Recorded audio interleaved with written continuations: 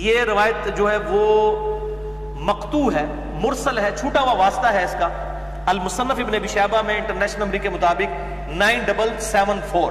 सईद इब्न मुसय्यब ताबी कहते हैं कि आप सल्लल्लाहु अलैहि वसल्लम की खिदमत में एक आदमी हाजिर हुआ और उसने कहा, या रसूलल्लाह, मैंने खा पी कर रोजा इफ्तार कर लिया है, तोड़ दिया है, तो मैं क्या करूं? तो फरमाया कि सदका कर, अल्लाह से इस्तिगफार कर और उसके बदले में एक रोजा रख ले। लेकिन यह रवायत ज़ईफ है। अलबत्ता इसको सपोर्टिव एक ताबई का कौल सही सनद के साथ अल-मुसन्नफ इब्न अबी शैबा में इसी से 5 नंबर आगे है, 4 नंबर आगे।